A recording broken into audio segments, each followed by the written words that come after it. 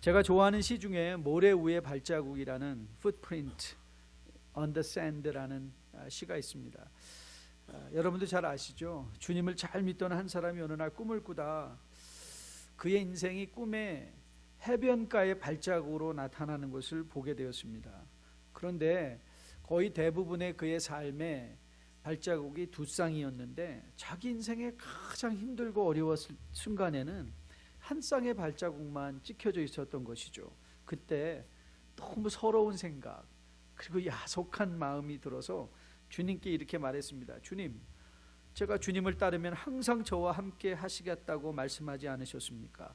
주님은 저와 동행하셨습니다. 그러나 제 삶에 가장 어려웠던 순간에는 한 사람의 발자국밖에 없는데 이것이 어찌 된 일입니까? 제가 주님을 가장 필요로 할 때 왜 주님께서는 저를 떠나셨는지 이해할 수 없습니다. 야속한 마음에 눈물 흘리며 주님을 바라보던 그에게 주님께서 이렇게 말씀하셨습니다. My precious, precious child. 나의 소중하고 정말 소중한 아이야. 나는 결코 너를 떠난 적이 없었단다. 내가 고통과 환난을 당하는 시간에 모래 위에서 한 사람의 발자국만 있는 것은 내가 너를 업고 갔기 때문이다. It was then that I carried you. He carried us. 저는 오늘 말라기 3장 6절을 묵상하는데 이 footprint, 이 시가 생각이 났어요.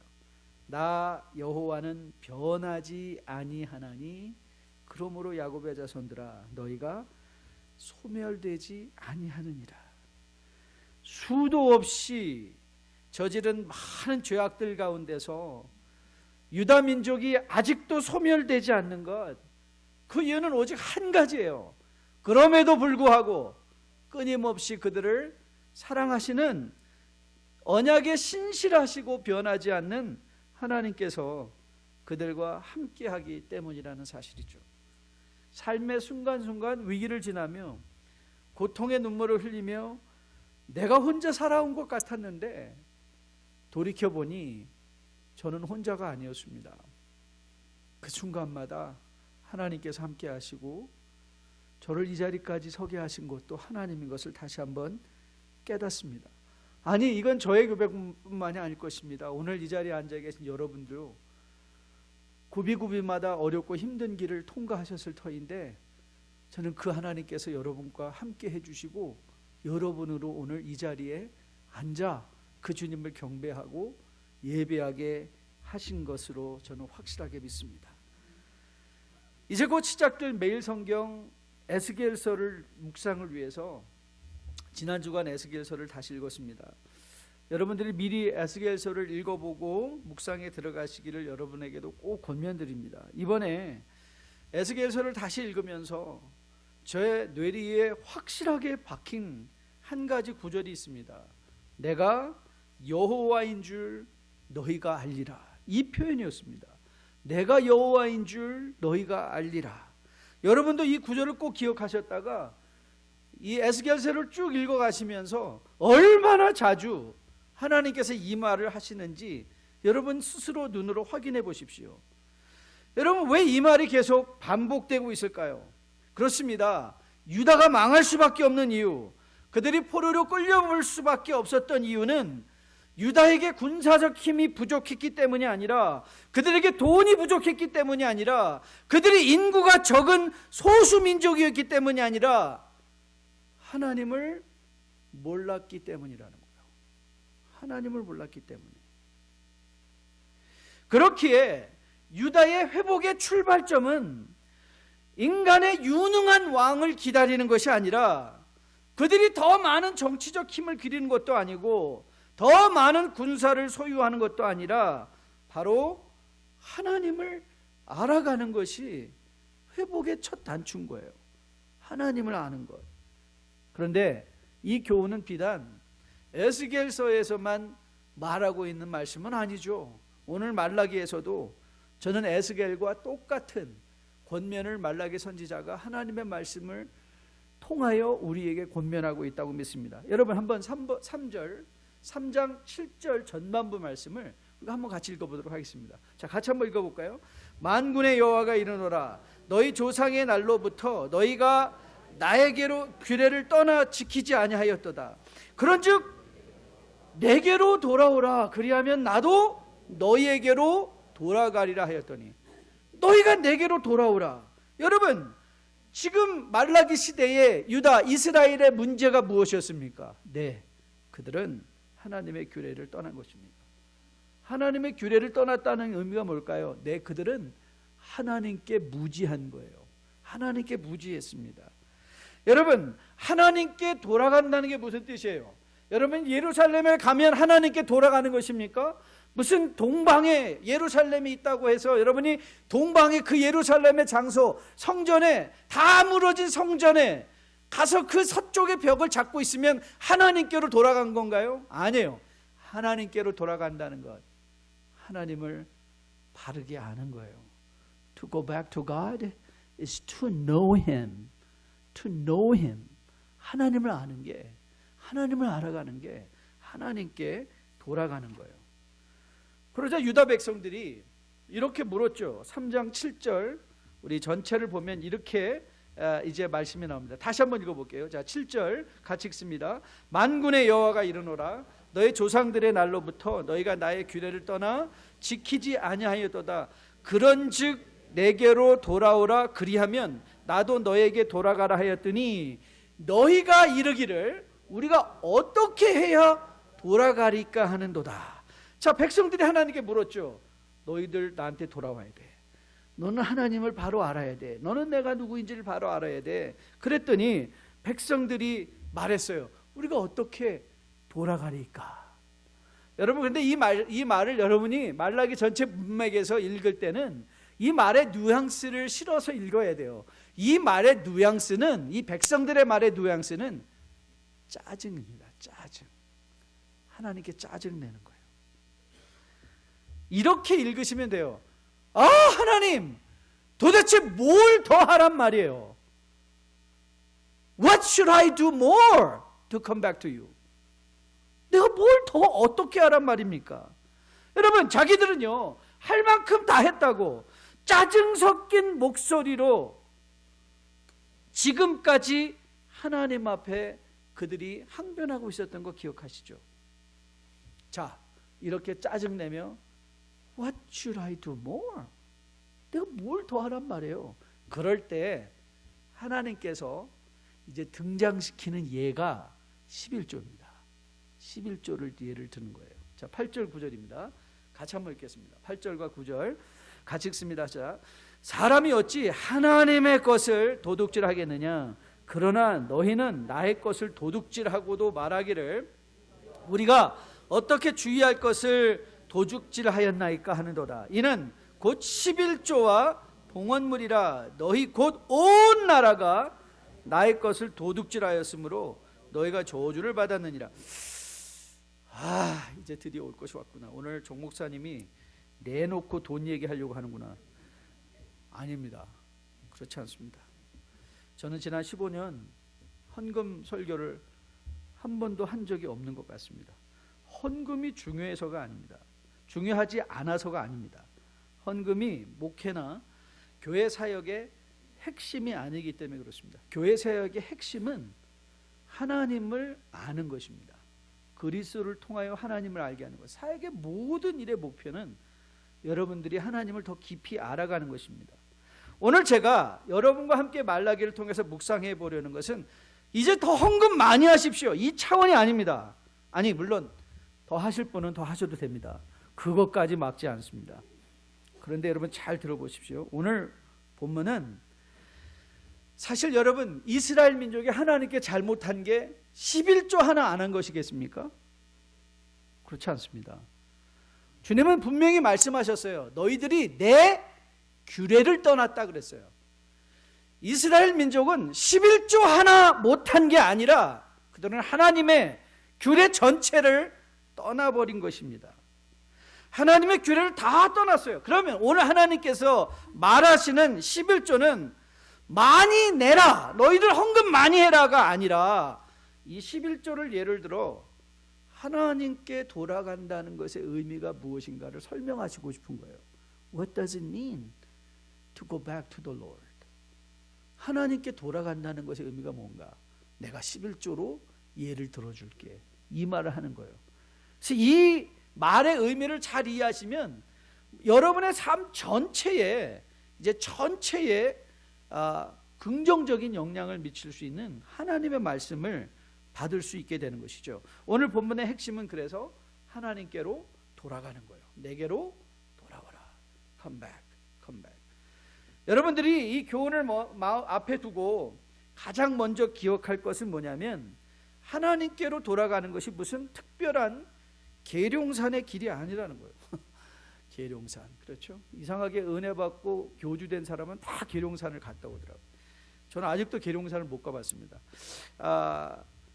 여러분, 이 11조가 등장한 것을 보셔야 되는데, 여러분 11조는요 여러분들이 생각하시는 것처럼 이스라엘 민족에게는 열심 있는 어떤 사람들의 소유물이 아니에요. 경건한 사람이 드리는 것, 무슨 하나님께 열심 있는 사람이 하는 게 11조가 아니에요. 11조는 이스라엘 민족에게는 영적인 그냥 호흡과 같아요. 그들은 생각하지 않아도 돼요. 그냥 그들은 11조를 하는 백성이에요. 왜냐하면 하나님이 그들을 그렇게 만드셨기 때문에 그렇죠. 즉 다시 말하면 하나님께로 돌아간다는 건 무슨 여러분이 거창한 일을 하는 게 아니라 여러분 매일의 삶의 현실 속에서, 여러분 11조는 이스라엘 민족의 무슨 특별한 것이 아니라 그들에게 있어서는 마치 영적 호흡과 같은 것. 즉 여러분이 하나님께 돌아가기 위해서는 무슨 특별한 곳을 가고, 무슨 특별한 집회를 가고, 무슨 특별한 산을 가고, 무슨 특별한 은혜를 받는 게 아니라 지금 여러분이 몸담고 있는 여러분의 사업체, 여러분의 가정, 여러분의 삶, 그것으로 하나님께 돌아가는 거예요. 거기로 하나님께로 돌아가는 거예요. 여러분 오늘 본문을 잘 보세요. 말라기 시대 이스라엘 백성이 11조를 안 했을까요? 아니요, 했어요. 그들이 11조를 했습니다. 자, 그러면 11조를 했는데 이스라엘 민족들이 헌물을 가져왔는데 그럼 도대체 뭐가 문제인가? 자, 10절이에요. 10절을 같이 읽습니다. 시작. 만군의 여호와가 이르노라, 너희가 온전한 11조를 창고에 들여 나의 집에 양식이 있게 하고 그것으로 나를 시험하여 내가 하늘 문을 열고 너에게 복을 쌓을 곳이 없도록 붙지 아니하나 보라. 여러분 이스라엘 백성들의 문제는 11조를 했냐 안 했냐가 아니라 그들은 11조 했습니다. 말라기 시대 그 백성들은 우리가 뭘 더 해야 돼요? 우리 제사도 드렸고 우리 11조도 하고 우리 봉헌물도 가져왔다니까요. 그들이 11조를 했냐 안 했냐의 문제가 아니라 그것이 온전한 것인 것인가 그렇지 않은가의 문제였다는 거예요. 온전한 것인가. 이런 차원에서 한국말 성경의 번역이 너무 뛰어나요. 온전하다는 말, 영어 성경은 the full tithe라고 써놨거든요. full, 충만한, 완전한, 이런 의미인데 사실 한국말 성경의 번역이 오늘 하나님의 말씀을, 하나님의 심정을 잘 대변하는 거예요. 온전하지 않다. 여러분 지금까지 말라기서에서 주님께서 지적하는 문제가 뭐였죠? 네, 동상이몽이에요. 말라기 하면 동상이몽 이렇게 딱 나오시면 돼요. 같은 상에서 이들은 하나님께 열심히 예배했다고 생각했어요. 하나님 앞에 드릴 거 드렸다고 생각했어요. 그런데 하나님 앞에 예물을 드리고 제사를 드렸다고 생각했어요. 그런데 정작 하나님은 뭐라 말씀하셨죠? 너희 중에 성전문을 좀 닫았으면 좋겠다. 너희 중에 성전문을 닫을 자. 너희들이 드리는 예배가 가증스럽다. 너희가 드리는 제물이 가증스럽다. 누가 좀 성전문을 닫아라. 이 말하고 있는 거 아니에요? 동상이몽이죠. 우리는 할 만큼 했다. 여러분 오늘 이스라엘 백성들의 문제가 11조를 했냐 하냐가 아니야. 그것이 온전했냐 온전하지 않았냐의 문제라고. 그것이 온전한 거. 여러분 온전하는 게 뭐예요? 하나님이 받으실까 받지 않으실까? 하나님이 인정하실까 인정하지 않으실까? 하나님이 기뻐하실까? 이게 나의 기쁨을 위한 것이. 여러분 저는 목회 생활 30년 하면서요, 자기 기쁨을 위해서 신앙생활 하는 사람 많이 봤습니다. 자기 만족을 위해서 신앙생활 해요. 자기 판단에 맞춰서 신앙생활 하는 거죠. 신앙생활의 핵심이 뭐예요? 하나님이 기뻐하실 거냐. 오늘 내가 이 자리에 앉아있는 우리 예배의 마지막, 오늘 예배가 성공적이냐 아니냐의 마지막 점검이 뭐예요? 사람들이 좋아했냐가 아니라 하나님이 받으셨을까? 하나님이 받으셨을까? 또 온전한 11조라고 하니까 그럼 목사님 그로스예요? 아니면 애프터 텍스? 이거 아닙니다. 알아서 하세요. 알아서 하시고요. 이런 차원의 말이 아니라 오늘 한국말 성경이 번역했던 이 온전한 11조가 아니라 그 자체가 아니라 하나님이 과연 이것을 기쁘게 받으셨을까의 문제. 즉 다시 말하면 오늘 말라기가 하고 싶은 교훈이 하나님께로 돌아오라는 것인데, 그러면 11조를 통하여 하나님이 하나님께 돌아오려는 그 교훈을 어떻게 말하고 계시는가? 자, 온전한 11조, 그러니까 하나님께로 돌아가는데 무슨 교훈을 주는가? 가장 먼저 여러분이 기억하실 것은요, 우선순위에 관한 문제라는 거예요. 하나님께 돌아간다는 건 우선순위의 문제라는 거예요. 여러분, 우선순위가 분명하지 않으면 여러분 온전한 11조 드릴 수 없습니다. 즉 온전한 11조가 우리에게 교훈하는 것은 바로 인생의 우선순위예요. 우리가 하나님께, 여러분 스스로 점검하세요. 우리가 하나님께서 뭘 드린다, 여러분들이 헌금하는 모든 행위는 내 인생의 우선순위가 뭐냐를 말하는 거예요. 여러분의 인생에 가장 중요한 게 뭐냐? 여러분 예배도 주일에 첫날 예배를 드리는 게 뭐예요? 그 인생의 우선순위의 표현이에요. 내 일주일에 내 인생에 가장 중요한 게 뭐냐? 예배다. 우선순위가 분명히 세워 있지 않으면요, 예배 일관적으로 드리지 못합니다. 우선순위가 분명히 세워 있지 않으면요, 하나님 말씀 일관적으로 읽지 못합니다. 우선순위가 분명히 세워 있지 않으면요, 하나님 앞에 말씀 온전히 읽지 못합니다. 11조는요, 내 인생의 우선순위가 물질에 있어서도 하나님 나라가 먼저입니다를 고백하는 행위입니다. 여러분 마태복음 6장 33절이죠. 여러분 너무 잘 아시죠? 그런즉 너희는 먼저 그의 나라와 의를 구하라. 그리하면 이 모든 것이 너에게 더하시리라. 여러분 여기서 가장 중요한 것, 마태복음 6장 33절의 가장 중요한 표현은요, 이거는 하나님의 나라를 구하라는 것이 아닙니다. 하나님의 나라를 구하라는 것이 가장 1차적인 교훈이 아니에요. 왜냐하면 우리는 누구다? 예수 믿는 누구나 하나님의 나라를 구한다고 얘기를 해요. 하나님의 나라를 섬긴다고 얘기를 해요. 문제는 뭐죠? First. 뭐가 먼저냐는 거예요. 그러니까 마태복음 6장의 교훈은 우선순위의 교훈이에요. 뭐가 먼저냐? 너의 인생에 뭐가 먼저냐? 여러분 우리가 왜 기도하지 못한다고? 예, 우리 인생의 우선순위가 아니기 때문에 그래요. 왜 우리가 못 드리냐고요? 예, 우리 인생에 하나님께 드리는 게 우선이 아니기 때문에 그래요. 여러분 우리 뉴라이프 교회 장애인 사역이 이름이 조이입니다. 조이. 이 조이는 단지 기쁨을 뜻하는 것이 아니에요. 이 말은요, Jesus first, others second, you last. 우선순위입니다. 우선순위. 교회가 예수님을 먼저, 그리고 가난하고 소외받은 이웃들을 두 번째로, 나의 욕망을 세 번째로, 이게 우선순위에 관한 사역의 이름인 것이죠.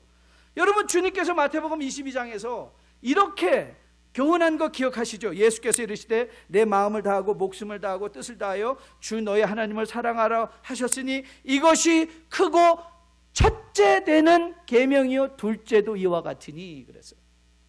무슨 문제죠? 우선순위의 문제인 거예요. 여러분 하나님께 어떻게 돌아가냐고요? Check your priorities. 어떻게 하나님께 돌아가냐고요? 여러분들의 우선순위를 점검해 보세요. 점검해 보시되 심정적 우선순위가 아니라 나는 하나님께 가는 게 중요하가 아니라 실제적 우선순위를 점검해 보세요. 나는 하나님이 중요하다고 얘기하면서 내 삶의 실제적인 시간과 내 실제적인 정력과 실제적인 관심은 얼마만큼 들여지고 있는가. 저는 여러분이 하나님께로 돌아가기 위해 다시 한번 여러분의 드림과 예배, 모든 일에 우선순위가 다시 한번 점검될 수 있게 되기를 주님의 이름으로 축복드립니다. 하나님께 돌아간다는 것 두 번째는요, 하나님의 경험을 갖는 거예요. 자, 10절 말씀인데요. 10절 다시 한번 보겠습니다.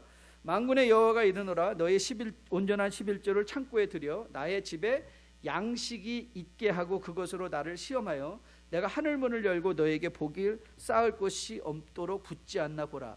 자, 여기서 보면 하나님이 당신을 이렇게 내놓으시죠. 나를 시험해봐라 그래요. 그런데 여러분, 여기서 이 시험한다는 건 뭐 돈 놓고 돈 먹기에 테스팅이 아닙니다. 테스트 아니에요. 이 말은 히브리어의 빤이라는 단어가 사용됐는데요, 이 빤이라는 단어가 70인역이라는 헬라어로 번역이 될 때 이 단어는 테스팅, 템테이션, 시험 이런 뜻으로 번역되지 않고요, 페이라조라는 prove, 확증이라는 단어, 도키마조라는 헬라어로 번역이 됐어요. 이 도키마조라는 단어는 굉장히 중요합니다. 로마서 12장에 하나님의 선하시고 온전하시고 기뻐하신 뜻이 무엇인지 분별하라 할 때 이 분별이에요. 분별, 확증이에요. prove to yourself. 즉 여러분, 이 11조를 등장시킨 것은 뭐냐면, 야, 너희가 11조를 통하여 하나님의 하나님 되심을 마음에 확인받으라는 거예요. 마음에 확인받으라. 즉 다시 말하면 하나님께 돌아간다는 것은요, 하나님을 내 마음에 확증하기 위한 믿음의 위험부담을 한다는 거예요. 믿음의 위험부담. Risk taking and faith. 여러분, 내가 머리로 모든 걸 다 이해하고 여러분들이 상황이 다 준비될 때까지 그러면 가끔 있거든요. 전 아직 너무 아무것도 아는 게 없어서 섬길 수 없습니다. 여러분, 언제 여러분이 다 알아서 섬길 수 있겠습니까? 언제 여러분이 정말 완벽해져서 나는 이제 섬길 때가 됐어, 그럴 때 뭐라 그러죠? 여러분들이 리타이어먼트도 그러죠. 나도 이제 다 벌어놓고 충분하게 이제 내가 누릴 때가 됐으니까 그때 여행도 가고 맛있는 것도. 여러분, 그때 되면 건강도 없고요, 소화도 안 돼요. 여러분, 믿음의 위험부담을 한다는 것은요, 우리가 히브리서를 통해서 확인한 것처럼 알지 못할 때 하는 거예요. 알 바를 알지 못하지만 가는 거예요.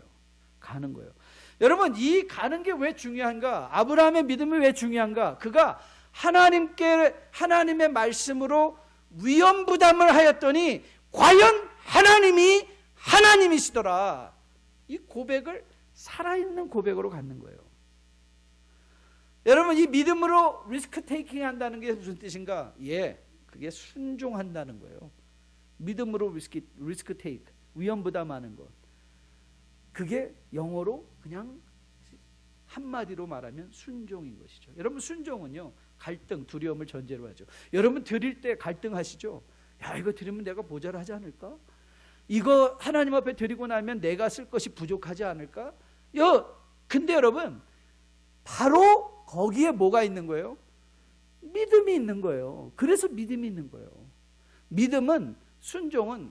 순종은 특별히 여러분이 꼭 기억하셔야 돼요. 갈등을 전제로 해요. 갈등이 없는 순종은 없어요. 갈등이 있기 때문에 순종하는 거예요. 그것이 하나님께로 돌아가는 것이죠. 저는 여러분이 다시 한번 인생의 우선순위와 더불어 하나님께로 돌아가기 위해서 여러분들의 삶의 각 영역에서 믿음의 위험부담을 두려워하지 않는 순종하는 주의 백성으로 거듭나 세워지기를 주님의 이름으로 축복드립니다. 이런 이들에게 하나님께서 허락해 주시는 축복이 있습니다. 그게 삶의 진정한 만족인데요. 자, 11절 12절 같이 읽습니다. 11절 12절이에요. 같이 읽습니다. 만군의 여호와가 이르노라 내가 너희를 위하여 메뚜기를 금하여 너희 토지 소산을 먹어 없애지 못하게 하며 너의 밭에 포도나무 열매가 기한 전에 떨어지지 않게 하리니 너희 땅이 아름다워짐으로 모든 이방인들이 너희를 복되다 하리라. 만군의 여호와의 말이니라. 여러분, 가끔가다 이런 말 하는 분들 많이 있습니다. 목사님, 옛날보다 더 많이 버는데 쪼들리는 건 항상 똑같아요. 옛날보다 많이 버는데 쪼들리는 건 항상 똑같아요. 왜 그럴까요? 자, 오늘 본문에서 11절 12절의 말씀을 다시 한번 잘 보세요. 너희를 위하여 메뚜기를 금한다, 이 말을 하세요. 메뚜기. 그 다음에 기한 전에 떨어지지 않게 하겠다. 기한 전. 자, 여러분 보세요. 메뚜기가 의미하는 게 뭐예요? 메뚜기가 의미하는 건 소득이 없다는 게 아니에요. 이들은 소산물이 많아, 농사가 잘 됐어요. 농사가 잘 됐는데 문제는 뭐예요? 메뚜기가 왔다는 거예요. 포도가 잘 열렸어요. 근데 문제가 뭐예요? 기한 전에 내일 저거 따야지, 그런데 다 떨어져 버렸어요. 상품 가치가 있어요, 없어요? 상품 가치가 없는 거죠. 왜 옛날보다 많이 버는데 쪼들리냐고요? 간단해요. 소비에 중독돼서 버는 대로 다 써버리기 때문에. 소비에 중독돼서 버는 대로 다 써버리기 때문에. 즉 소비에 중독된 사람은요, 메뚜기에 노출되어 있는 것과 다를 바가 없어요. 많이 버는 게 문제가 아니에요. 많이 버는 게 문제가 아니에요. 한 2세 목사님이 상담을 해오셨어요. 목사님, 저 요즘 돈이 많이 모자라요. 어떻게 하면 좋을까요? 제가 먼저 이렇게 물어봤어요.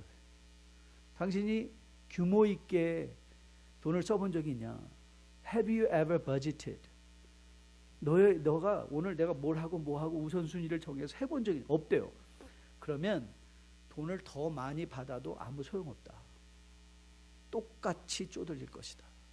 그러니까 돈 생각하지 말고 내 삶을 규모 있게 우선순위를 정해놓고 하나님 안에서 만족을 찾으라. 여러분 어떠세요? 여러분 어떠세요? 여러분 오늘 주님께서 이렇게 말씀하시죠. 아름다움. 오늘 12절에 너희 땅이 아름다워진대요. 언제 우리 땅이 아름다워질까? 여러분 마태복음 20장에 포도원의 품꾼 비유 기억하십니까?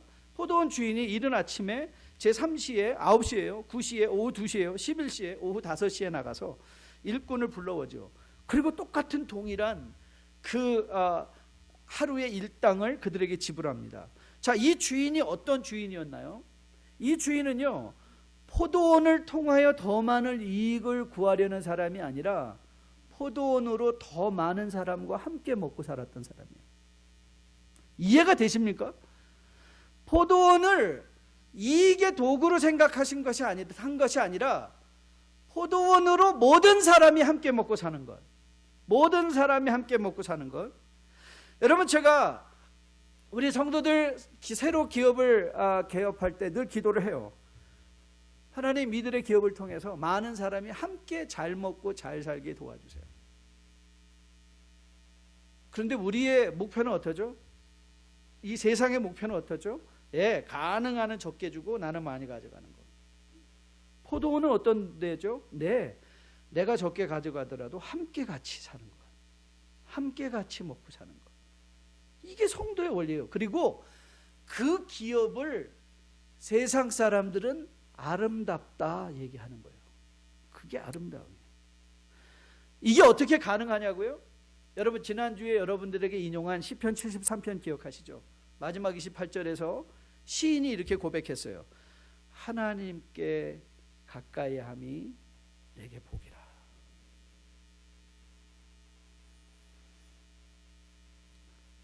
제가 갑자기 벤츠 타는 게 내게 복이라 그러려고 그랬는데 벤츠 타는 분 많은 계시니까 벤츠보다 더 좋은 게 뭐죠?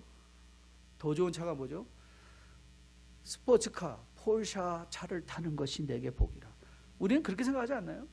하나님께 가까이 하는 게 복인데 돈도 더 많이 가져가야 되겠고 더 좋은 옷도 입어야 되겠고 더 좋은 집도 사야 되겠고 더 좋은 차도 타야 되겠고 그래서 악착같이 줄 것 가장 적게 주고 가져갈 것 가장 많이 가져가고 그래서 뭐가 되죠? 네, 포악함이 되는 거예요.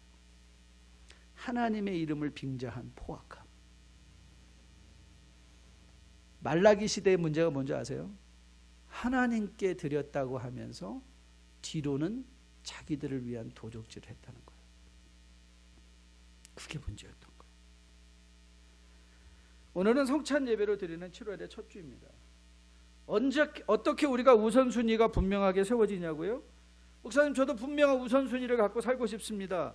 믿음의 우연부담을 하고 싶습니다. 언제 이런 게 가능하냐고요? 네, 가치를 깨달을 때요. 가치. 오늘 우리가 함께 성찬에 동참하는 의미가 뭐죠? 네, 주님께서는요 여러분에게 말뿐이 아니라 본을 보여주기 원하세요. 내가 너를 어떻게 사랑하는지 너희가 알았으면 좋겠다. 이게 성찬이에요. 내가 너희를 위하여, 여러분과 저를 위하여 그리스도께서 십자가에 못 박히시고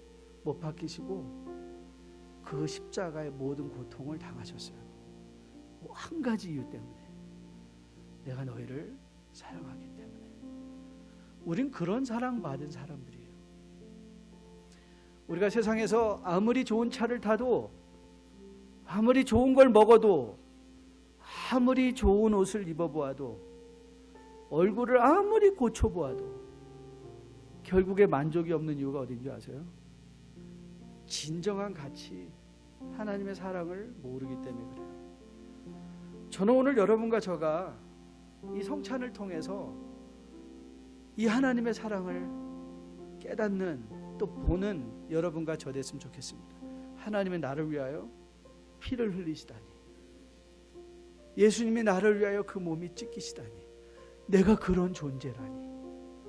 이 하나님의 사랑이 성찬을 통해서 여러분의 마음에 체감됨으로 말미암아 예수님, 하나님 먼저 여러분의 드림에, 여러분의 일상의 시간에, 여러분의 에너지에, 여러분의 능력에 제일 위에 하나님이 계시고, 그 하나님께 드림이, 예배함이, 기도함이, 그 하나님의 음성을 듣는 것이 하루의 첫 일이 되게 하시고, 아울러 여러분들의 인생에 기꺼이 믿음의 우연부담, 이 하나님, 나를 이렇게 사랑하신 하나님이 모든 걸 합력하여 선을 이루시겠지, 이 신뢰를 가지고 하나님이 가라 하시는 것, 포기하라 하는 것, 기꺼이 하나님의 말씀 때문에 포기할 줄 아는 여러분과 저 우리 모두 되기를 주님의 이름으로 축복드립니다.